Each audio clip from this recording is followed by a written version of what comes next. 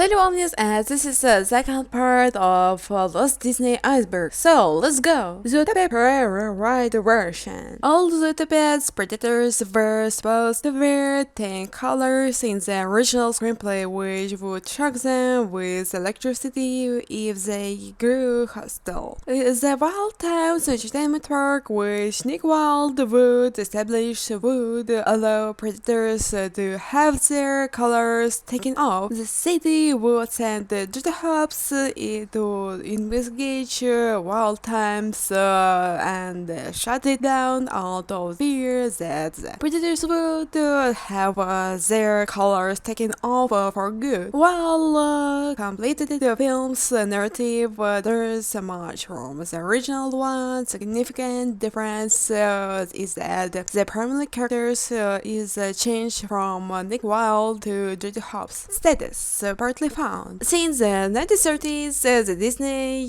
movie Alice in Wonderland has been envisioned as the company's first animation feature. In the end, the movie wasn't released until 1951. Also, there were other iterations of the movie throughout the years. The 1939 version was arguably the most interesting development. The draft had music by Frank Churchill, a narrative by Oliver Perkins, and artwork by the gifted British artist David Hall. The leisure reel, or animatic as we now refer to it, was a staged version of the film that included still shots of the storyboard, and the voice actors included Cliff Edwards, who played the talking bottle. In the end, Walt Disney rejected the script because he found the inhabitants of Wonderland to be far too hideous and difficult to animation because they too closely mirrored the Daniel drawings. Overall, the tone was also extremely grim and frightening, with the majority of Wonderland's residents being openly bloodthirsty toward poor Alice. In the end, Disney decided to make the finished movie brighter and more contemporary. However, fragments of this early form have sadly surfaced. In 1944, 30 of Hall's pictures were featured in the book Walt Disney's Surprise Package, which told the original Alice Adventures in the Wonderland narrative. This book is extremely uncommon because it was been out of print for many years. In the 1986, full-size reproduction of Alice's Adventures in Wonderland with hundreds of Hall drawings became available. The 1995 archive collection Laserdisc also included a replica of a film leisure reel. However, it was incomplete due to the missing last quarter of the screenplay. The songs composition for the film were also included on the DVD in their own section, and some of them have been released in Disney's Lost Chords. A subsequent DVD had a clip of the film disguised as a deleted scene from the final draft. This was included in all later home entertainment releases. Said Komorowski once created a zip file including these birds, but the file has vanished. Many of the available drawings are included here. Status partly found. Short subject. I warn you in advance, I will not show this animation because of copyright issues and enough blood and deaths in one part, which can traumatize children. Also, YouTube will not let me get away with some special effects. In 1968, Lee Savage and Milton Glaser cooperated to make a short, silent animated film titled Short Subject, also known as Mickey Mouse in Vietnam. The short was developed largely as a form of protest against the ongoing Vietnam War. Plot. The underground anti-war film was a little over a minute long and showed Mickey Mouse as a happy-go-lucky work route traveling to the war-torn country of Vietnam via boat. When Mickey arrives, he's almost instantly shot in the head, and he collapses to the ground, blood dripping from the bullet hole as the video quickly ends. Availability. Beginning in the 1970s, the picture was exhibited only to Savage and Glacier Associates. The shirt is claimed to have caught Disney's unwanted ties to the point that they sought to obtain and destroy as many prints of the video as possible. Shirt subject immediately slipped into a pavilion where it stayed for several decades before resurfacing briefly at the Sarajevo Film Festival in 2010. In addition to the existence of copy held by Sarajevo Film Festival, it was also discovered that the Filmmakers Group in New York held a copy of the shirt as part of a 38-minute 60mm collection reel titled For Life Against the War, and while the reel was technically available for rent, the rental was restricted solely to rebel organizations. This made it difficult to actually see the shirt the closest scene, being a brief series of online screenshots, the majority which. Findings. Much to everyone's surprise, in April 2013, a YouTuber named Abed Higgins miraculously discovered RIP and uploaded a copy of the silent shirt, which quickly gained traction, attracting the attention of both Glacier and Adam Savage, who gave interviews and blog posts about this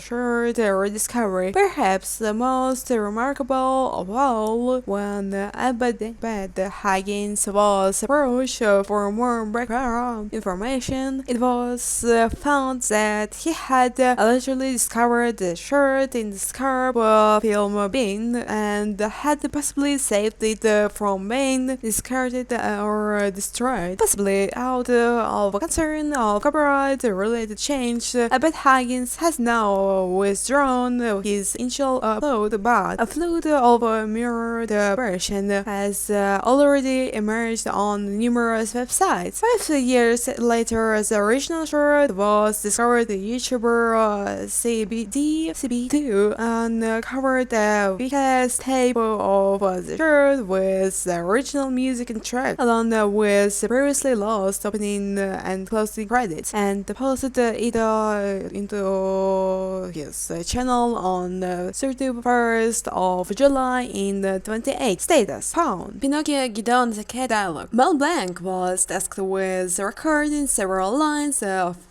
dialogue for Gideon the Cat, a side character in the film to whom Blanc gave a drunken voice. The process of recording voice covers took 16 days, and Blanc was compensated with $800. According to the 1988 biography, that not all folks. After Gideon's dialogue had been fully recorded, Walt Disney became concentrated that children would perceive him as a heavy drinker and decided to remove all the character's dialogue, leaving him mute except for some hiccups performed by Blanc. Status: Lost. Toy Story double feature. In 2009, Disney and Pixar released Toy Story and Toy Story 2 in a third dimensional as a double feature as part of marketing effort for the upcoming Toy Story 3. Due to the almost 3-hour combined run duration of Toy Story and Toy Story 2, Disney and Pixar devised two separate intermissions, one 5 minutes long and other 10 minutes long, hosted by the character from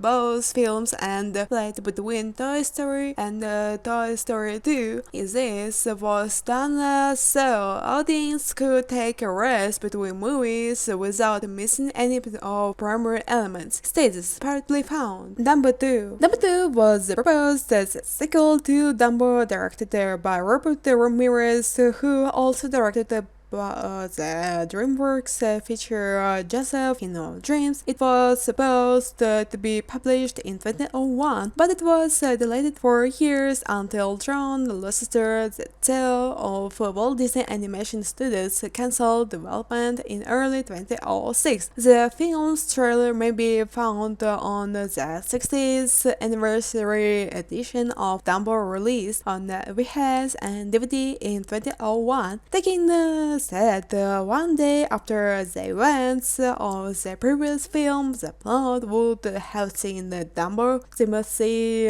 Mouse, and a slew other infant animals, each representing a different stage of childhood when spirited in New York City. While trying to find their way back, each character learned how to slow their own challenges. Dumbo 2 also attempts to explain what happened to his father, Mr. Jumbo. Status: partially found. Fantasia 2006. Fantasia 2006 is the cancelled sequel to the 2000 film Fantasia 2000. The film was planned to be similar to Fantasia 2000 with fresh animated pieces and different musical soundtracks. Status: partially lost. The Good Dinosaur original version. Pixar Animation Studios created the animated film The Good Dinosaur, which Walt Disney Pictures released in November 2015. The film, which was directed by Peterson and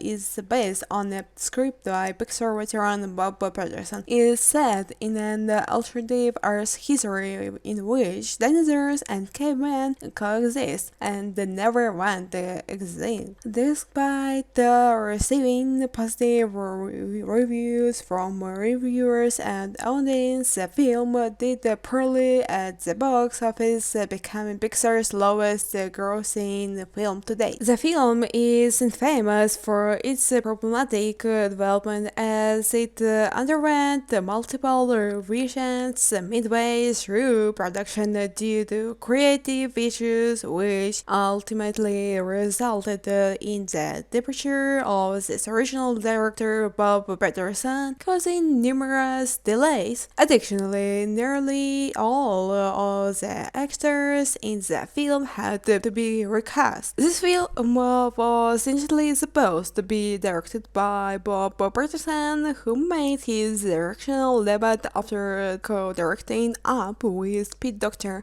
in 2009. The film's development began in 2009, and it was first revealed in 2011 as an untitled Pixar movie about dinosaurs. It was then scheduled for release on the 27th of November in 2013. Pixar rescheduled its release date in April 2012 to 3rd of May in 2014, with Disney's Frozen replacing it. Bob Peterson and producer John Walker departed the film's production in the summer of 2013 due to creative disagreement and issues with the screenplay. Walker went to work on Tomorrowland with longtime college Brad Bird. A preview of The Good Dinosaur was screened at the D23 Expo in August 2013, showing both early and spot, with the former being much larger. That same day, the original cast was unavailable. Walker was replaced by producer Denise Ream, who said that Bob Peterson and Peterson were already revising the screenplay when she joined the production team. In the last month of 2013, Sahun spent a lot of time revising the whole screenplay once Peterson left. In the end, the change caused the film release date to be postponed until 25th of November in 25th. John Lithgow, unknown, in August 2014, The Good Dinosaur needed fresh recording sessions and was completely reworked. But Lithgow's part was recast, as were nearly all of the other characters in the film. The most noteworthy feature of The Good Dinosaur's presentation was Arlo's size. In the original version, where he appeared enormous comparison to Spot, even if the movie's idea remained the same. Since second likened the original Arlo to person whose best body was B, it was ultimately agreed that Arlo should be shrunk down. Consequently, in the final version, Arlo and his brothers were de-aged. Status lost. My Peoples, previously known as the ones in Blue Moon, Elgin Peoples, Angel, and her no good sister, and a few good ghosts, was a film produced in the late 1990s by Barry Cook, Mulan's co-director. Despite the fact that he got so far as employee voice performs and musicians to compose the picture, it was cancelled in favor of Chicken Little in 2005. My People set in Appalachia, Texas in the 1940s was supposed to tell the narrative of two fighting families, the Harpers and the McGees, whose two children, Elgin and Rose, fell in love. Elgin was said to have experimented in folk art, construction dolls out of different households materials, including the following. Wishing Elgin would forget about his daughter, Old Man McGee made a batch of his late mother's Blue Moon brew with the intention of using it to obliterate Elgin's memories. However, his elixir mistakenly brought the dolls to life, prompting Angel to announce that she did not want the sister Rose and Elgin get together and leave town. Some of the dolls proposed her in an attempt to entice her to return, while others did everything they could to assist the pair, including the prevalent Harpent Holly's head. Rose's father's attempt matchmaker from approaching her. Early development. 5 months after completing his work on Mulan, Barry Cook began crafting a concept for an animated picture based on a short story he had previously written called The Gods and the Gift, in which three children and ghosts, Aziz and Palachikov, come together. However, both Disney CEO Michael Eisner and the then head of Walt Disney Feature Animation, Thomas Schumacher, rejected the concept. This was because Eisner felt that the tale required more attention, which Schumacher felt that the cast was too human and that the picture would be better in live action. Right, and green lighting. Looking back on his Appalachian studies, Cook recalled how many of the locals experimented with making household items, included dolls, thinking that these strange inventions might make an interesting feature. He made a maquette of Angel to use as a visual aid at the next narrative meeting. Barry Cook, who was seated in the studios for the animation branch, was unable to attend the conference in Los Angeles.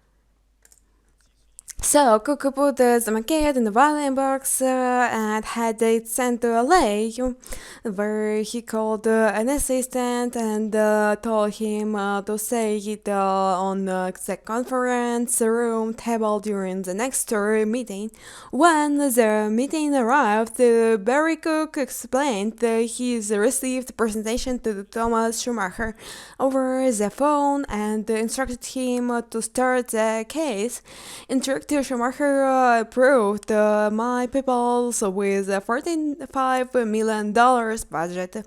My Peoples was the collective name of series of dolls produced by a dead folk artist which inspired the title.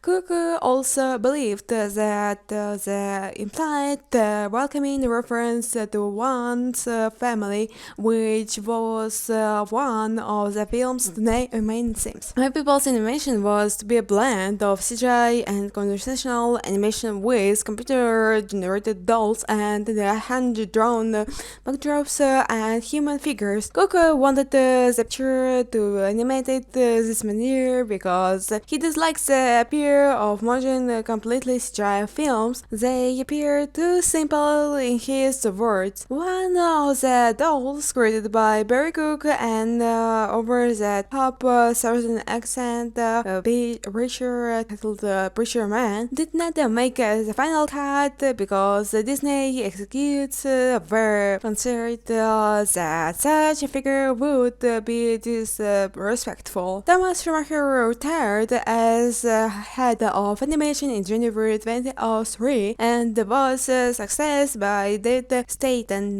who had previously served as head of television animation station. Immediately began guesting many name changes for the picture and was displeased with the film's story reel, which was delivered to him in February. So he finally ordered the movie retooled. After the research trip to the Appalachian Woods, where he heard many ghost stories from the individuals he met, Cook wrote the picture so that the dolls were possessed by alleging department and sagers.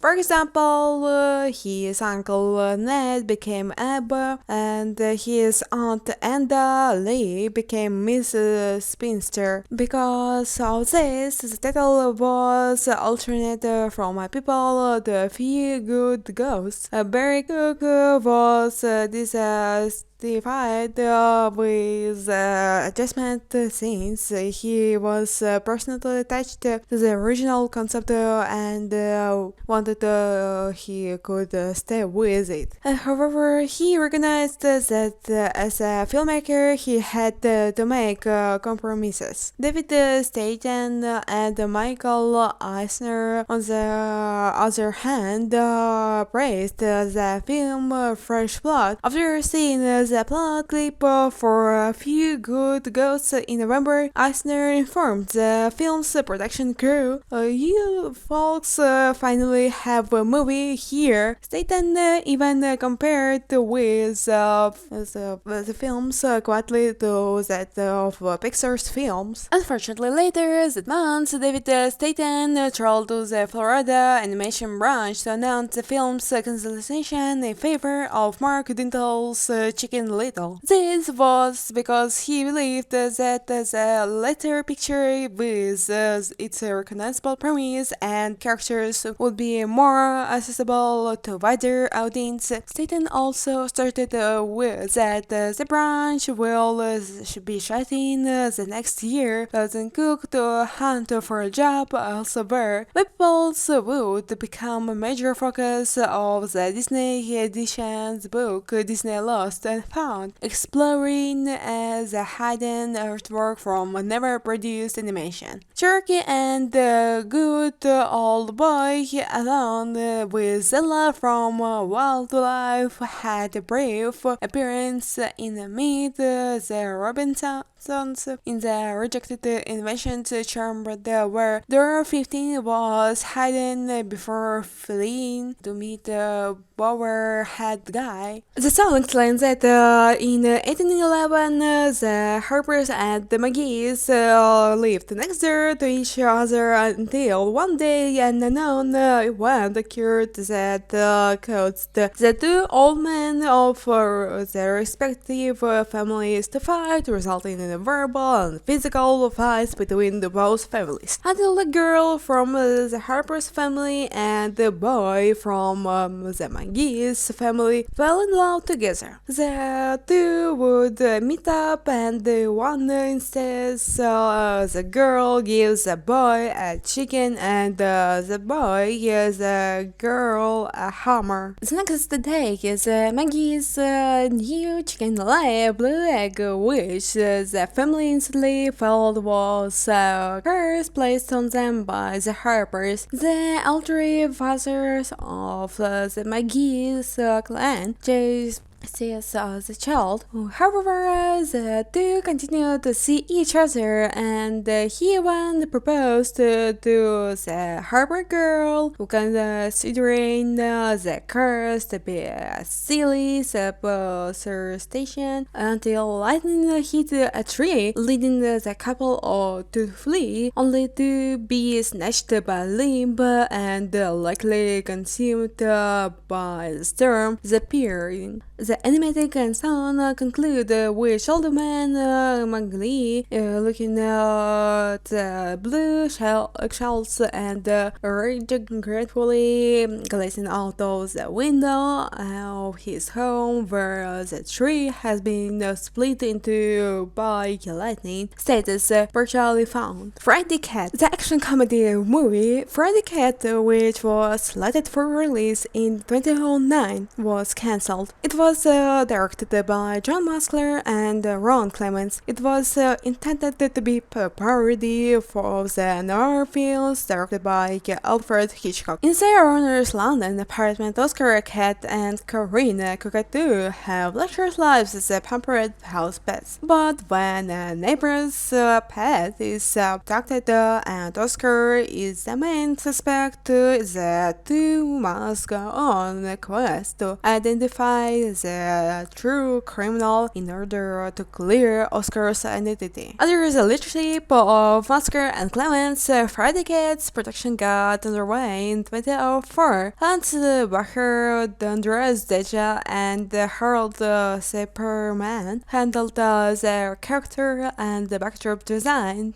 Even through many of the animators were impressed with the first reel, which was shown in May of that year. David Stainton refused to let the film be released. This was due to his belief that it would not be able to sold to a broad audience because a typical person, particularly children, was not familiar with Hitchcock's works. Status: Lost. Rooted the Break-In. The pilot for the titled The Break-In was created in 1996 as a personal to Disney to get the show on television. The pilot's animation and character designs were considerably different from those seen in the series. After the show was taken up, they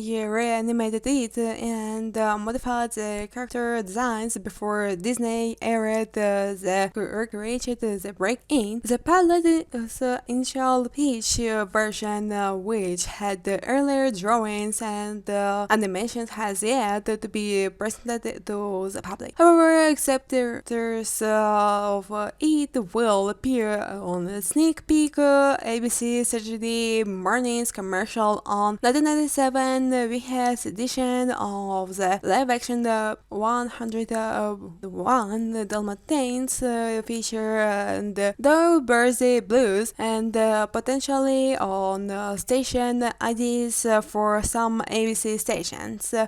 A piece of concept art and for Vince design is utilized in the pilot can also be seen on the top 10 secrets of Disney Princess, a feature included on the Princess School Out DVD release.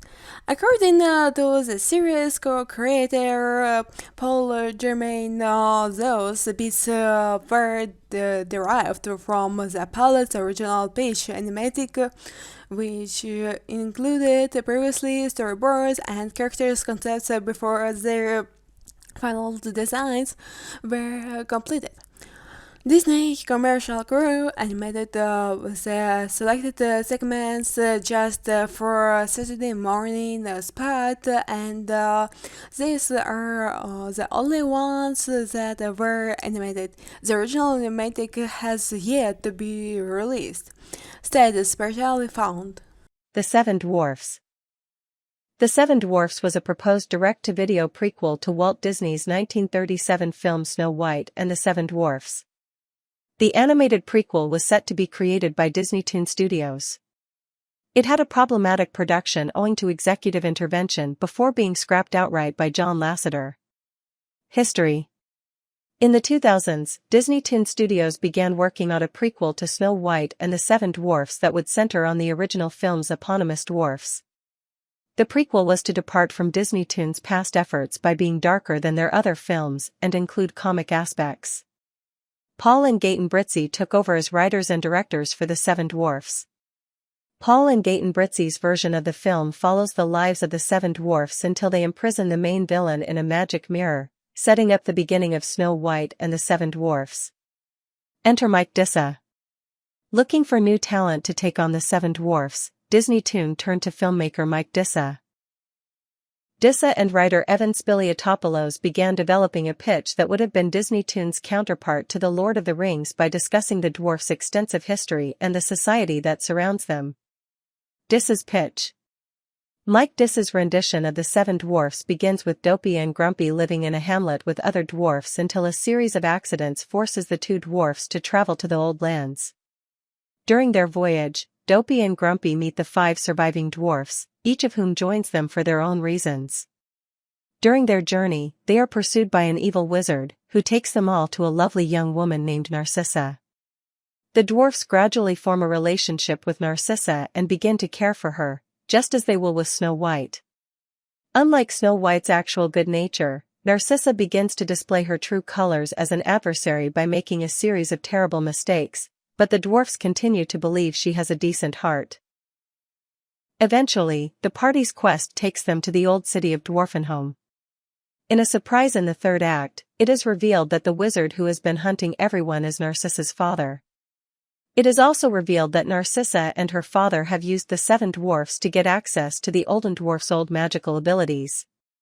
Narcissa then betrays her own father, resulting in his slavery in the magic mirror, as seen in the original Snow White. With her newly discovered ancient magical abilities in hand, Narcissa turns on the dwarfs. In the film's finale, Dopey sacrifices himself to rescue his pals, but the dwarfs manage to bring him back and flee. The film would have concluded with Narcissa dethroning Snow White's father and assuming the role of the evil queen, forcing the 7 dwarfs to hide and defend their families from the evil queen's fury. Mike Disa and Evan Spiliotopoulos pitched their version of the film to the rest of the Disneytoon Studios team, and it was a huge hit. During the pitch, staff members let out gasps and cried. Granted the positive reaction, Disa and Spiliotopoulos were granted full creative control over the picture. Production. After Mike Disa's idea was approved, work on the 7 dwarfs officially began. As filming began, Disa received periodic proposals from developing executives requesting modest adjustments, which were rejected because the alterations required the entire picture to be modified. Despite the recommended revisions, the film was progressing exactly as planned, and hopes were high throughout the studio as the screenplay was handed around to other Disneytoon employees, to the point where some were smuggling copies of the screenplay to read for themselves. Artist Ryan Roberts also provided development artwork for the film's style.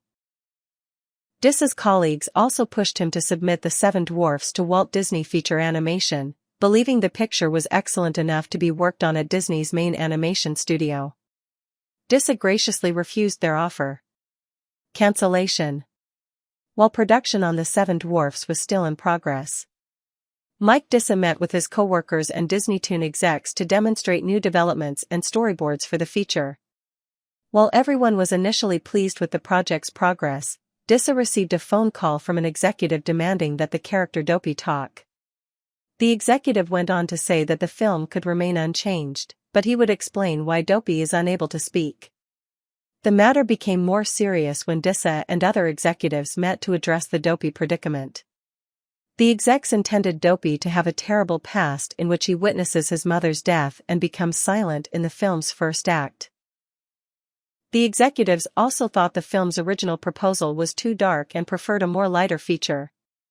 Mike Disa disagreed with the executives' ideas. A few weeks later, another meeting was scheduled to discuss the film's direction going forward. Mike Disa decided to leave the project because he did not want to work on something that was no longer his. The executive who recommended Dopey speak had become The Seven Dwarfs' new director. The updated version of The Seven Dwarfs was then pitched to John Lasseter, who eventually cancelled the project entirely. A few weeks later, another meeting was scheduled to discuss the film's direction going forward. Mike Disa decided to leave the project because he did not want to work on something that was no longer his. The executive who recommended Dopey speak had become The Seven Dwarfs' new director. The updated version of The Seven Dwarfs was then pitched to John Lasseter, who eventually cancelled the project entirely. Availability. On December 17, 2018, Mike Disa published 2 versions of a pitch video for The Seven Dwarfs on his Vimeo account, which still had the placeholder title Snow White 2 and was set to be released on Christmas 2006. The entire clip lasts roughly 2 minutes and is only presented in storyboard format, whilst the other upload is 1 minute long and includes fully rendered CGI versions of Dopey and Grumpy, but omits the opening and closing scenes. On February 17, 2019, a third video was posted, including a 40-second footage of Grumpy and Dopey meeting for the first time. This is the only known movie footage that has surfaced thus far. Status: partially found. Availability.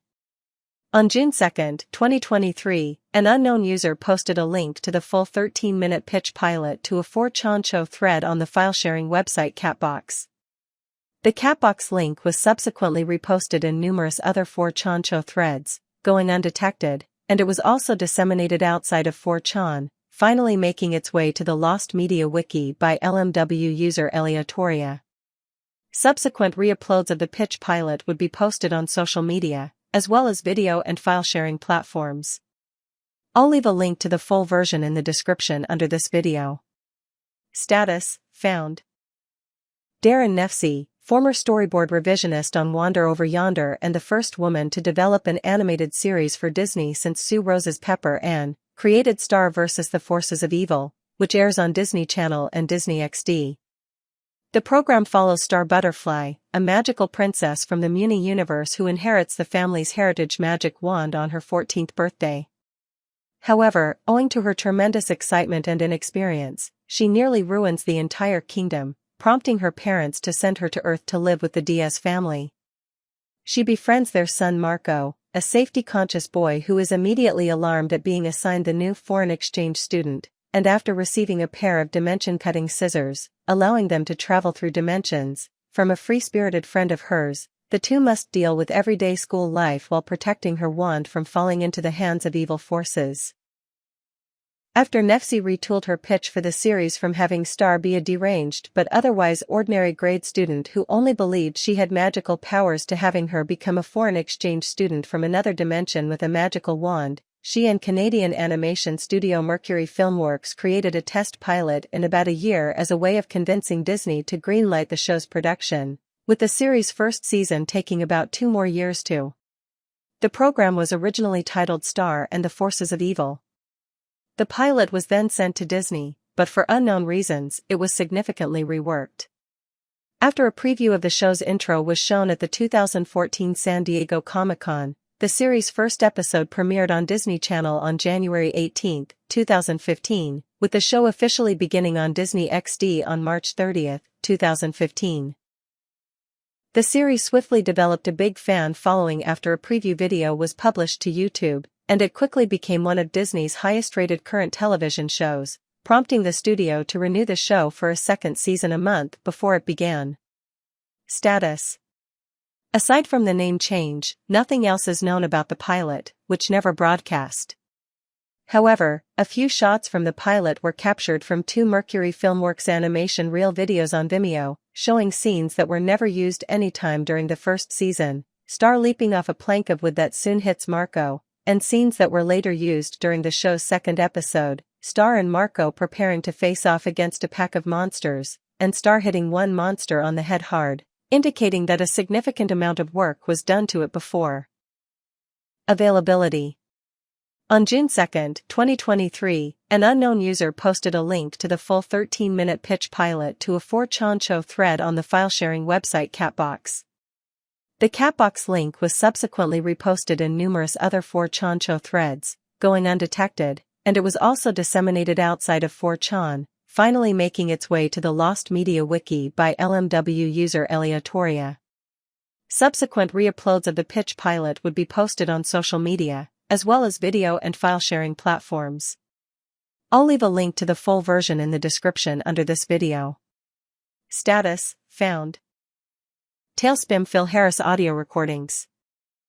TaleSpin is a Disney animated television series that ran during the Disney Afternoon block from September 7, 1990 until August 8, 1991. The series includes more anthropomorphized and distinct versions of several of the characters from Disney's 1967 animated picture The Jungle Book, such as Baloo, Louie, and Shere Khan. The narrative revolves around Baloo, now an adventurous airplane pilot, and his ward Kit as they transport items for the delivery service Hire for Hire aboard Baloo's pontoon plane, the Sea Duck. Phil Harris's performance and departure. When TaleSpin was being produced in 1989, its creators, JYMN Magan and Mark Zaslove, wanted actor and comedian Phil Harris to repeat his part for the series because he was still active in voice acting at the time.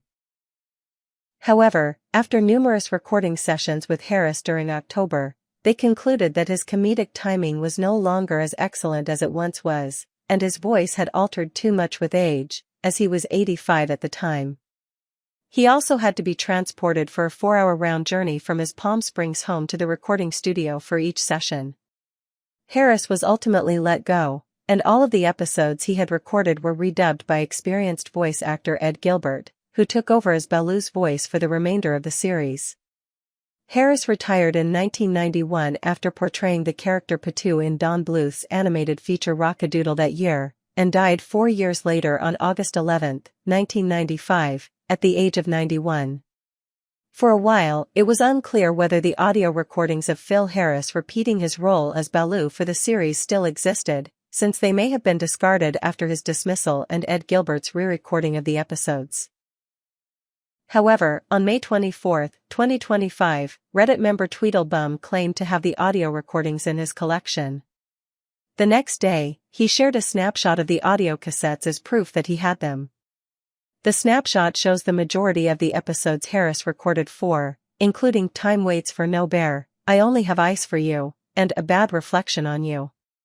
Unfortunately, he is still missing one episode including Harris's audio, which he subsequently revealed was A Touch of Glass. According to Tweedledum, he intends to release the audio at some point, coinciding with the release of his upcoming book The History of the Disney Afternoon, not to be confused with a similar book titled The Disney Afternoon, The Making of a Television Renaissance, which will be published in September or October. Status, lost. WALL-E original treatments. Pixar and Andrew Stanton have not published the film's initial treatments. However, the book The Art of WALL-E and special materials on the Blu-ray release provide insight into the original ideas. This contains an 8-minute documentary titled Captain's Log that describes the jail's rejected proposal. Crew members who worked on the storyboards for the film, including Chris O'Dowd, Douglas Carney, and Rob Gibbs, have also released scenes and tiny snippets of the original treatments in final story reel format to their Vimeo accounts. It is unclear whether a full screenplay or work print of any of the original treatments will ever be available. Status, partially found. Fantasia original audio. Walt Disney created Fantasia, a 1940 animated feature-length picture. The film is usually regarded as one of Disney's most ambitious, including animated portions based on various great classical compositions. The film required particularly sophisticated projectors to accommodate the vibrant colors of the animation. It was also the first film ever recorded for surround sound. The film's specific needs were so high that most traditional theaters at the time refused to exhibit it, so Walt devised a method of screening the film through roadshow tours rather than a broad release. The original roadshow version lasted more than 125 minutes and differed slightly from the more regularly seen 115-minute version. Deems Taylor, a classical aficionado, teacher, and critic, delivered the intersong monologues. They were much longer and more comprehensive in the original version, however the monologues were reduced in later editions of the film to make it more accessible. In 2000, Disney chose to return Fantasia to its original roadshow format. Taylor's original extended audio tapes had degraded so much or been destroyed over time that they were considered nearly irretrievable. To ensure continuity, Corey Burton was called in to perform the whole dub over again. Taylor's voice clips have never emerged, but Disney is supposedly working hard to restore the picture to its original state. Status: partially found. The Nightmare Before Christmas original Vincent Price audio. The Nightmare Before Christmas is a 1993 stop-motion animated musical fantasy film directed by Henry Selick and produced by Tim Burton and Denise D. Novi, with screenplay by Caroline Thompson and Michael McDowell. It follows Jack Skellington, the king of Halloween Town, who discovers Christmas Town and plots to take over the celebration. Walt Disney Pictures distributed it under the Touchstone Pictures label. The picture received excellent reviews and made $50 million at the global box office. It is currently recognized as one of the best animated flicks of all time. Vincent Price's voice as Santa Claus. Santa Claus, a cheerful guy who brings gifts to children, is subsequently abducted by Oogie Boogie's minions at Jack's instruction, preventing him from doing his duties. At some point during the film's production in the early 1990s, Santa was considered to be voiced by famous horror film actor Vincent Price, who was also Tim Burton's lifelong idol, having previously appeared in 2 Burton projects, narration in the 1982 short film Vincent and the inventor in the 1990 film Edward Scissorhands. However, as Price was recording his speech, it was discovered that his voice was in low spirits since he was suffering from COPD and Parkinson's disease at the time, and his wife Coral Brown had died in 1991. Because of this, the audio Price had recorded was considered useless, and the character was replaced.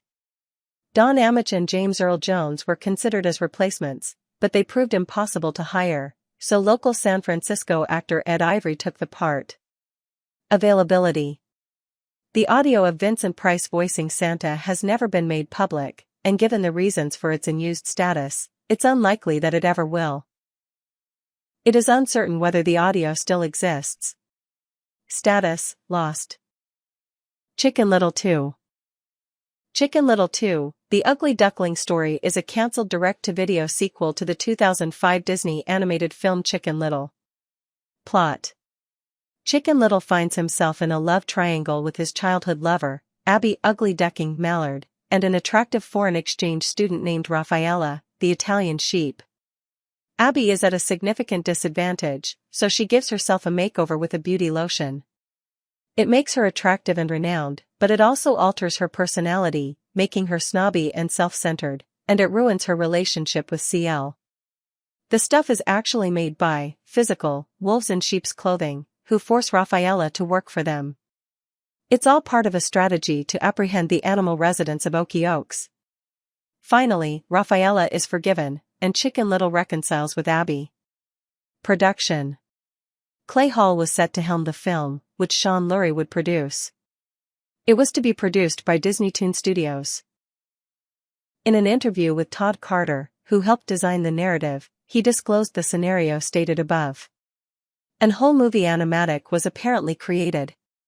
Carter stated that the production and screenings were going well, but he feels it was cancelled because executives were unsure it would play well. Todd shared 2 storyboard scenes from the film on his blog in 2014.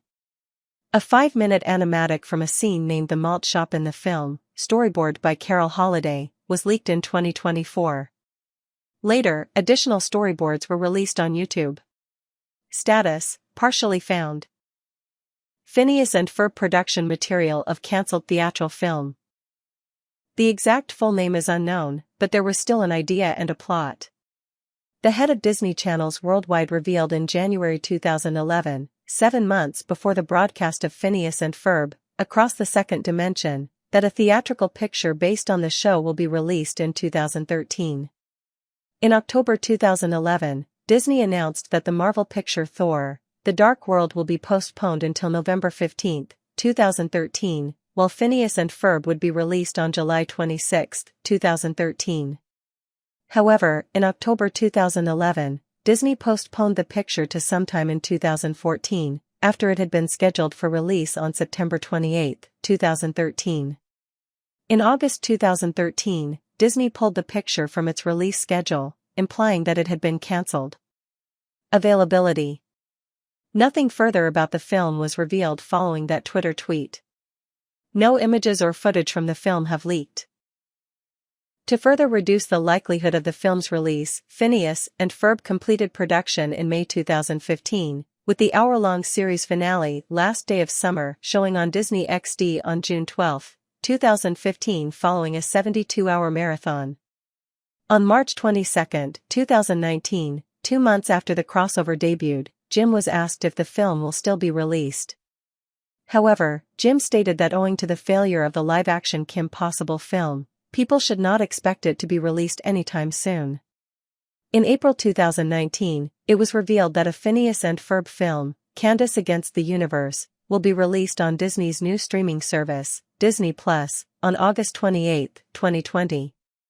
According to one of the film's authors, Jim Bernstein, it is a different project from the projected theatrical picture, which means that the production material and script for the original film will most likely never appear. Status: lost. Disney Infinity 4.0. Disney Infinity 4.0 was set to be an action-adventure sandbox game created by Avalanche Software and released by Disney Interactive.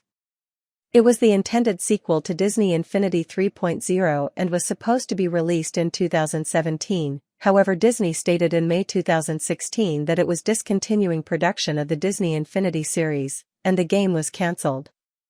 Plot. The game would have followed many narratives, with a distinct one in each playset, like its predecessors did. It is unclear exactly what would have happened in each playset. It is also unclear which playset would have been offered alongside the 4.0 starter pack. Gameplay and new features. Disney Infinity 4.0 would have continued the storyline established in the series' prior episodes. However, 2 additional features were planned for 4.0 that would have transformed the way the game worked: a toy box story mode and the long-awaited updating of all 1.0 and 2.0 playable characters' skill trees and movesets to the 3.0 mechanics. Toy box story mode would have let players to complete a sequence of missions in the toy box using whatever character they choose. One level would have featured an Agrabah section with new Agrabah guard adversaries and a Snake Jafar boss fight. Additional content. The 4.0 edition would have also contained content from Cars 3, Star Wars, The Last Jedi, Pirates of the Caribbean, Dead Men Tell No Tales, Coco, Guardians of the Galaxy, Volume 2, and Thor: Ragnarok. It is unclear how these films will be featured in the games, whether as play sets, toy box-only figurines, or power discs. Hasbro was also asked to assist develop the 12-inch figurines. Status: lost. Disney's Doug. Doug was an animated series that debuted on Nickelodeon in 1991 and aired until 1994. It was then produced by Disney for the ABC network from 1996 to 1999 under the title brand Spanking New Doug. Premise. The story follows Douglas Doug Funny, an eccentric youngster who moves to Bluffington and faces daily problems and comic escapades.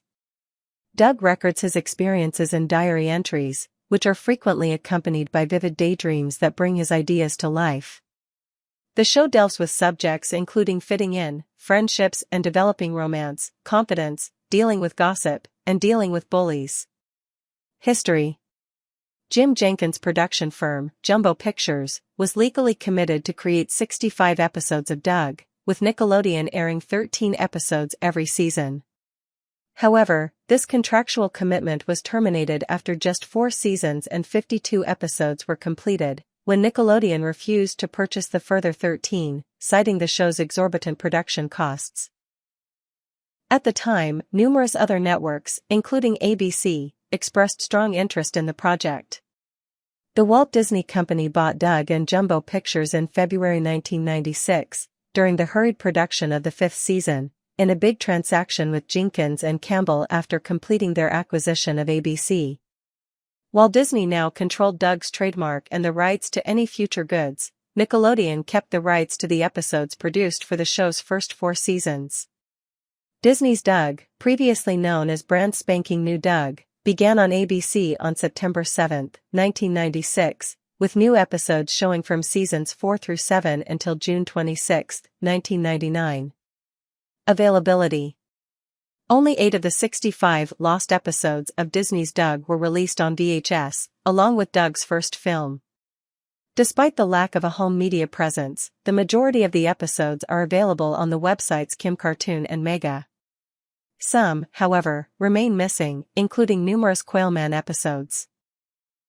Despite the absence of certain original English episodes, the full series is available for download in Greek dub. On November 12, 2019, the whole Disney run of the program became accessible for streaming on Disney+. Status: Lost. Kingdom Hearts TV series.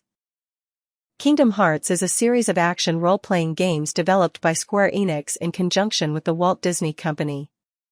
The series follows 3 teens named Sora, Riku, and Kairi who reside on the Destiny Islands. While exploring for other planets, they are divided by a variety of beings known as Heartless. Sora must next go to numerous realms from various Disney brands to find his companions, with the assistance of Goofy and Donald Duck. TV series. Following the successful release of the first game in 2002, planning for a TV adaptation of the series were underway. The series was set to be directed by Seth Kearsley, who created a pilot to submit to Disney Channel. The network rejected the pitch because it felt the notion was too gloomy for its target audience. Status. After being rejected, the pilot fell into obscurity until 2014, when Kearsley posted a few early drafts of storyboard panels on his DeviantArt account. That same year, a YouTuber called Brandon Gonzalez spoke with Kearsley about the idea. On October 11, 2022, Kearsley published the pilot to his YouTube channel while it was still in animatic form with audio intact. 3 days later, he removed the initial file at the request of a buddy at Disney. Several other individuals have since re-uploaded it to numerous sites. The Owl House test animation reel. A test animation of the series was created at some point in 2017. Not to be mistaken with the series' reel pilot, which consisted solely of storyboards, the animation was developed as a Next Time on Animation to showcase the series' attitude and appearance. The test animation's visual style and character design are close to the final series, however there are a few differences. Changes in the final series designs. Luz's hair would be black, and her shirt would have purple stripes. The shirt she wore would appear in her closet as an Easter egg in the episode Yesterday's Lie, which V removes before Luz interrupts her.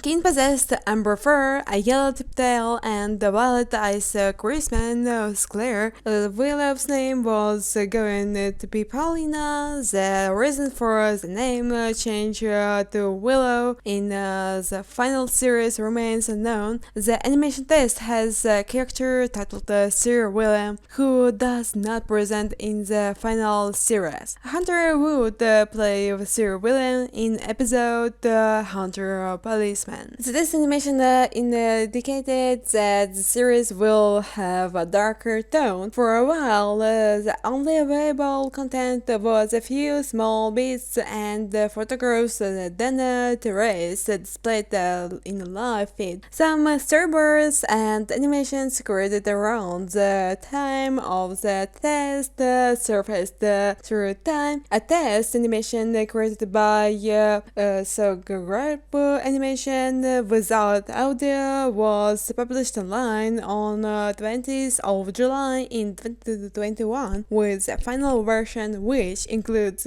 more complete animation, new scenes, and full audio being uploaded in February 2023. Status found. Disney Channel want Idents. Since its television premiere on the 1st of June in 2003, Disney Channel's Want IDs have begun a journal classic. Because its days began in 2003, there are innumerable lost bumpers of performers and cartoons characters who were popular on the channel over the period of 2 decades. The bumper often depicts a Disney actor or cartoon saying the sentence, "Hi, I'm actor's name from show's movie, and you're watching Disney Channel." They then draw a Disney Channel emblem with luminous one. English bumpers. There are several missing bumpers, including non-English language dubs and ones with the English. There are several missing bumpers, including non-English language dubs and ones with the Disney Channel logo in other languages. Short versions or bumpers that last 5 seconds. The bulk of the short version have no speech and instead shows the individual creating Disney Channel emblem with the wand and occasionally saying you're watching Disney Channel without mentioning their name or program. This is really important to remember so that you know what to look for. Bumpers without the short version tag are always full words. Status partially found. American Dog. American Dog was a Disney animated feature written and directed by Chris Sanders, said to be released in 2007. However, due to production troubles and Sanders' alleged refusal to listen to Disney's official recommendations on how to solve he debated the project, and the film's principles were subsequently fulfilled in Disney's 2008 animated feature film Bolt. Plot: Henry would come across a huge radioactive bunny and a cat with an eye patch who had crossed a classic whistle. He would deceive them into citing him in returning home. All the whistle learning how to mingle with average people and live without being treated like a world. The voices for the three were reported to be John Travolta, Thomas Hayden Church, and Maria Canton. According to animator Daniel John, the cat and the rabbit would have resisted at a petrol station and saved their treatment funds in a big danger monument. According to artist Mike Gabriel's book, they drew us they pleased the hidden art of Disney's new gold age. Through his travels, Henry would stumble across the Lady in Black, a 1930 circus performance who had performed a fire performance with a gorilla. She was now looked up in a mansion amid Georgia's marshes. A mutant girl scout called Rose would have followed the cat and rabbit at night. The film also included a hot Vegas waitress named Joe Knight, fast veering knife throwing ape, and the cast of Ocean's 11 inspired characters. According to an interview with Chris Sanders, Henry was versus from NFL and they grew up working movie sets, so that is also all he knows. After filming was over, he would placed in a dark room and his life would be put on hold until the next episode was filmed. When Henry is released into the actual world, it looks to him to be the same, but with no one shouting cut or action and little dollar appearance. As a result, Henry was bravely born of immigrants. He motivated to achieve things, but lacks the knowledge to do so. For example, Henry might go behind the wheel of a car, but is unable to drive. Therefore, comedy scene with his poor driving abilities, production, disaster,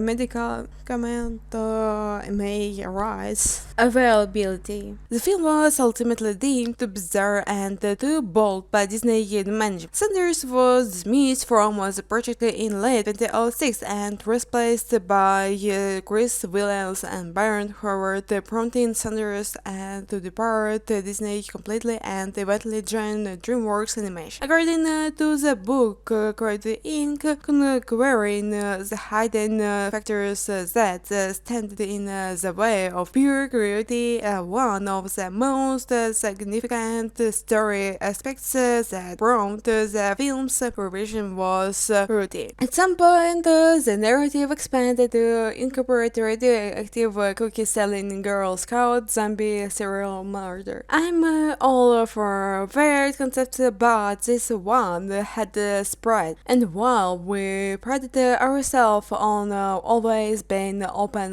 to new ideas, it felt a little grim for a family film. Despite our reservations, we decided to allow the film time to mature. We conceived ourselves so that finding movies through a lane would always take time. But after 10 months of story trust meeting and very little progress, we decided that the only alternative was relaunch the project. Another difficulty was attempting to justify Henry's gun. The picture was shortly rewritten and renamed Bolt, which was released in 2008.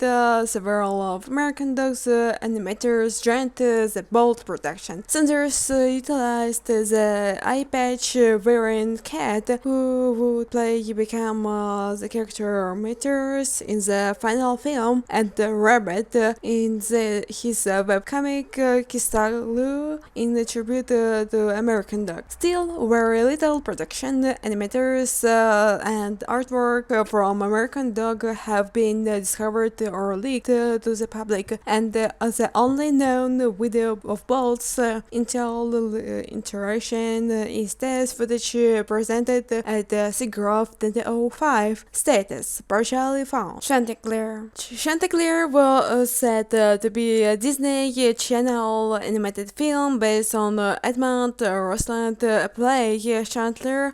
It was under development from 1940s until the mid-1960s, but never reached the competition through the film was cancelled. Its character designs influenced the 1973 Disney animated animated picture Robin Hood, as well as animatronics for Disneyland's defected American Science Ride. Plot: as we play, the film is set on a Parisian farm. Chanticleer is a condescending rooster who leads all of the animals to believe that his crowning causes the sun to rise each morning. He subsequently recognized his subgrease in the makes atonement in order to get the straight to vanquish his advertised development. In 1943, Walt Disney learned about the Chanticleer fable and agreed solitaire said Sears and all Perkins to explore what ideas they could get from it. But they struggled to make the rooster sympathetic. Walt merged the idea with another title, Reynard's Fox, which was inspired by French traditional story. This inspired Walt to construct and position the evil persona to assist build composition for the rooster. Multiple films were already in the works, therefore the production was placed on hold for the production of World War II. In the 1960s, work on the animated feature 101 Dalmatians concluded. Mark Davis and Ken Anderson decided to make a film that inspired the rising popularity of Broadway musicals. While within the animation archive library, they both stumbled across the Chanticleer concept art and loved what they saw. When Walt learned of this, he advised the couple to abandon all the work on the project and start again, thinking that this would allow them to complete it. Through they were completing a significant amount of work, other animators were more interested in this sort in the stone. However, Disney, the studio's chairman, was attempting to produce Walt to hide the production on all late animations in order to focus on his two theme parks in Anaheim, California and Orlando, Florida. Also, he disagreed with the notion. Waldo decided to terminate one of the two animated projects presently in progress. Chanticleer was eventually cancelled since animating humans is less expensive than animating animals. Mel Shaw proposed writing the narrative in 1981. This would have shown Chanticleer as the most macho chicken in all of France. This was swiftly rejected by the studio's head for the same reasons as before. This Chanticleer animated movie concept was eventually renewed and adapted into the film Rock-a-Doodle, directed by former Disney animator Don Bluth. A few parts from the Disney creation survived, such as the peasant becoming Chanticleer's love interest and the fox becoming a villain. Status: partially found. Handy-Manny Pilot. Roger Bolin, Merlin Sandler, and Rick Gittleson created the CGI animated children's series Handy-Manny, which is produced by Buena Vista Television and Nelvana Enterprises. It aired on Playhouse Disney from 16th of September in 2006 until 14th of February in 2011. Then moving to Disney Junior till 14th of February in 2030. History. The series in a minute, the pilot was made in 2005. TKP Studios animated the pilot as opposite to Brazilian Productions, who animated the full series. The pilot also utilized neural 3D animation rather than cel shading and had a more ultimately settings. The narrative was mainly different from the final program, and it was later cancelled when another film took over the show. Plot details. Bradley Sandler verified a few narrative aspects in the pilot. Many work outside of his house in the pilot rather than in his workshop, and Mr. Leopard was Manny's next-door neighbor. There is no additional information regarding the pilot. Availability. This pilot only video material is available on DKP Studios' official website, the demo reel. There is little information available other than the pilot's director, CG artist Karen Kelly's credentials. Status partially found. Phineas and Ferb delivery of Disney's Simon Pegg version. Phineas and Ferb is an animated musical comedy television series produced by Dan Povenmire and Jeff Swampy Marsh, then run on Disney Channel and Disney XD from 2007 to 2015. In 2013, a dub of Season 3, Episode 42, Delivery of Destiny, aired on Disney XD in the United Kingdom, with Sam Pegg replacing Christian Slater as Paul, the delivery guy.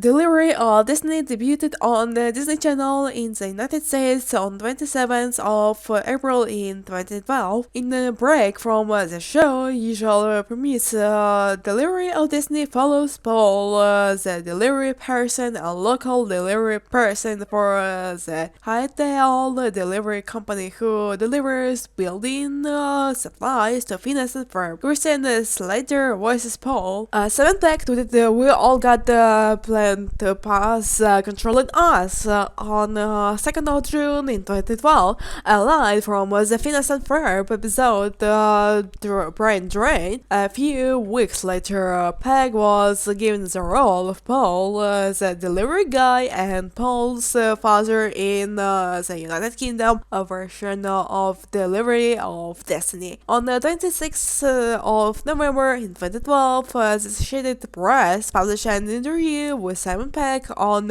his involvement in the episode, which included a few short excerpts from the episode itself. On the 30th of September in 2020, Disney Channel and Disney XD were permanently shut down in the United Kingdom. The episode American version is used in digital versions available on platforms such as Disney Plus and Amazon Prime Video. The only remaining proof of his involvement in the program were small bits from the Associated Press interview and the promotional clip. On the 23rd of June in 2025, user character Schoolgirl posted the entire United Kingdom version of the episode along with other episode versions to the Internet Archive, but it was removed a week later. Status partially found. To Protect and Serve. To Protect and Serve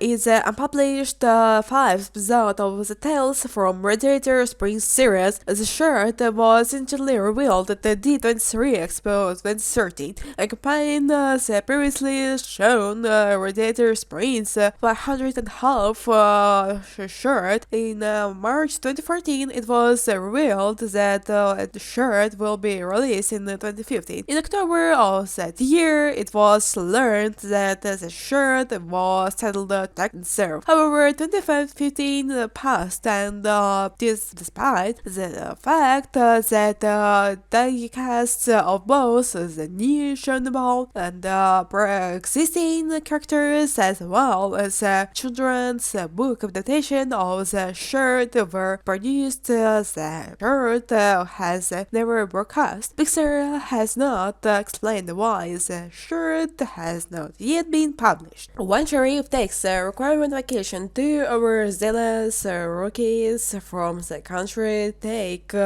over his duties in Radiator Springs, obsessed with making a good impression and earning a prize is rookies radio. Every part of their employment discovering crimes at every and turning the sleepy small town into a hive of tipped-off crime scenes. No one is safe and everyone is suspect until Sheriff notices an imbalance and comes home to restore the justice and then has been served. Also, no footage of the shirt has ever been shown to the public. The children's book contains images from the shirt and it has been speculated that the story in the book, as simple as it is, could be the same as the one in the shirt. No other shirts have been announced since to protect and serve, and it is likely that the series has ended or been cancelled. Status lost. So this part is going to end. Don't forget about like and subscribe for the next part. Bye and see you soon!